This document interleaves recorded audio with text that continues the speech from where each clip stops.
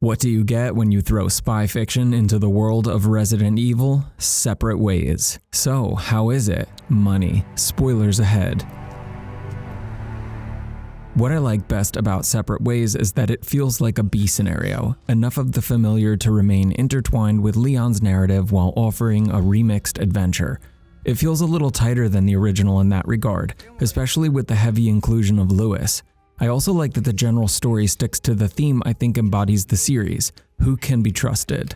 I got really nervous when it first started because the first combat section was played out in a cutscene. I want to fight, not be shown fights. Then I regained control and was happy to find a fresh and unique intro that wasn't at all what I was expecting.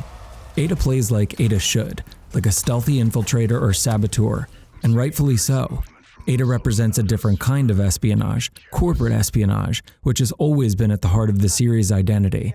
As a plot element, it's been present since the first Resident Evil was released, but generally it's the villains who seek to steal company secrets, and Ada functions more as an anti-hero. Her intentions are always selfish, but she can't help but feel compassion, especially for Leon. I've said it once and I'll say it again. Ada is by far one of the most interesting characters in the franchise. I've always liked her spy nature in Resident Evil 2, playing the role of the girlfriend of an Umbrella researcher while trying to obtain the company's secrets. In that story, her character's flair was subdued, but in Resident Evil 4, her true nature is on full display. Weapons proficiency, technology, acrobatics, she's got it all.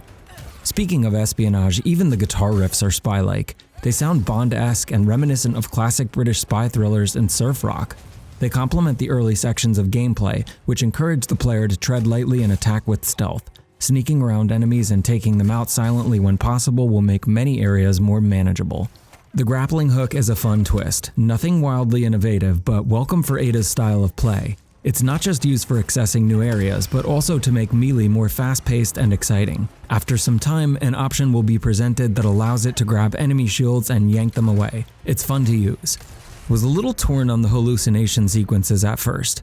It was also one of the problems I had with Shadows of Rose. I don't want to say they feel like they jumped the shark because that would be extreme, and I'm all for experimenting with the franchise. But when I think of Resident Evil, I don't generally think of spirit-based horror.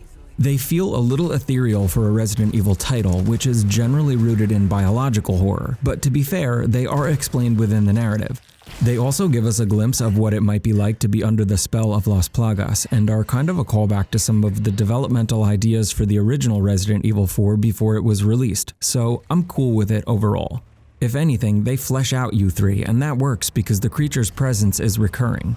Many of the things fans mentioned were missing in the remake have returned in separate ways. The discourse around cut content in these remakes is so thick in the Resident Evil community. Either Capcom was listening or it was planned from the start, but I wouldn't know. There's not many new surprises, but there's some. Most of all, I'm impressed by how long this DLC felt. I know I'm an avid defender of the Resident Evil 3 remake, but even I have to say this feels like a more complete package. I think my initial playtime was around 8 hours or so. As far as puzzles go, don't expect much of a challenge. I solved most on my first try, and I'm not so perceptive in the puzzle department. The iris is used for several puzzles, but it doesn't really make you work too hard. It kind of just points out the answer. Having said that, the momentum of this DLC is fast-paced, and too much puzzle solving might threaten to slow down the good amount of thrust it has. No section overstays its welcome. They all feel brisk and appropriate in length. One thing I was a bit confused about was why Wesker seems to doubt Ada so much. If he doesn't have faith in her skills, why recruit her? He calls her incompetent and questions her ability to carry out the mission. Plus, he's present at the site, so why not just do the job himself?